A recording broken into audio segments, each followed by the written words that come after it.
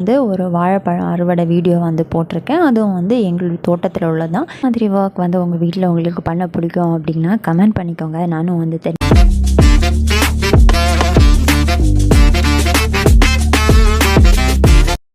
இது வந்து எங்கள் தோட்டத்தில் உள்ள வாழைக்கொலை. இது இப்போ வந்து கட் பண்ணுற ஸ்டேஜில் வந்துருக்கு.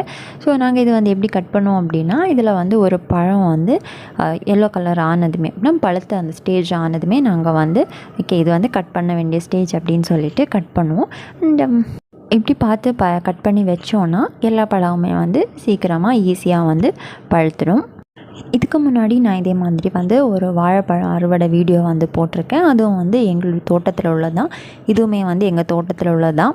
அது வந்து கட் பண்ணுறதுக்கு வந்து ஈஸியாக இருந்துச்சு. ஏன்னா அது வந்து கீழே வந்துருந்துச்சு. இது வந்து கொஞ்சம் ஹைட்டில் வந்து இருக்குது.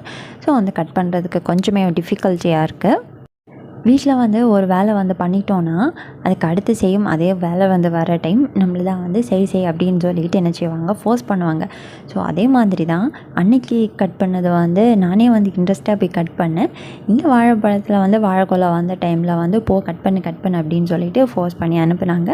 அண்ட் இது வந்து எனக்கு கட் பண்ணதுக்கு வந்து சொல்லி கொடுத்தாங்க. ஸோ அதே மாதிரி நான் வந்து கட் பண்ணேன்.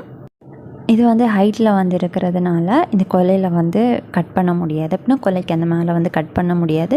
ஸோ அந்த வாழை மரத்தில் கட் பண்ணி அதை சாய்ச்சி அதுக்கப்புறம் தான் கொலையை வந்து கட் பண்ண முடியும். ஸோ கொஞ்சம் வந்து டிஃபிகல்ட்டியாக வந்து இருந்துச்சு. இந்த வீடியோ பார்க்குற டைமே உங்களுக்கு வந்து புரியும்.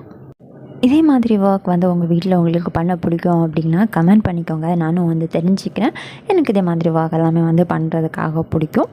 இல்லை இது நம்ம இந்த வாழைப்பழத்தை வந்து அப்படியே மேலேருந்து கட் பண்ணி விட்டோம்னா கீழே விழுந்து எல்லாமே வந்து நாசம் ஆகிடும். அதனால் மெதுவாக வந்து கட் பண்ணி நம்ம இதே மாதிரி கையில் பிடிச்சி தான் வந்து எடுக்கணும். வீட்டில் நம்ம நட்டு வளர்த்த வாழைப்பழம் வந்து சாப்பிட்றதுக்கு ரொம்பவே வந்து டேஸ்ட்டாக இருக்கும். அண்ட் அதில் வந்து எந்த ஒரு கெமிக்கலும் இல்லாமலே வந்து அது வந்து வளர்ந்து வரும். ஸோ இப்படி வந்து கெமிக்கல் ஃப்ரீயாக நம்ம வந்து சாப்பிடணும் அப்படின்னா இதே மாதிரி கஷ்டப்பட்டால் தான் நமக்கு வந்து டேஸ்டானதும் ஹெல்த்தியாக உள்ளதும் வந்து சாப்பிட முடியும். ஃபைனலாக சக்ஸஸ்ஃபுல்லாக வந்து வாழைக்கொலையை வந்து கட் பண்ணியாச்சு. ஸோ இதை இனி நம்ம இதில் வந்து கரை வடியும். ஸோ அதுக்காக அதில் இருந்து கொஞ்சத்தை வந்து கட் பண்ணி தூர போட்டுட்டு கொஞ்சம் நேரம் அதை அப்படியே வீட்டுக்கு வெளியே வச்சுட்டு அடுத்து நம்ம வந்து வீட்டுக்குள்ளாடி எடுத்துகிட்டு போனோன்னா அதில் வந்து கரை வந்து வடியாது. ஸோ அதுக்காக தான் வந்து கட் பண்ணிக்கிட்டு இருக்கிறேன். சக்ஸஸ்ஃபுல்லாக ஒரு அறுவடை வந்து முடித்தாச்சு.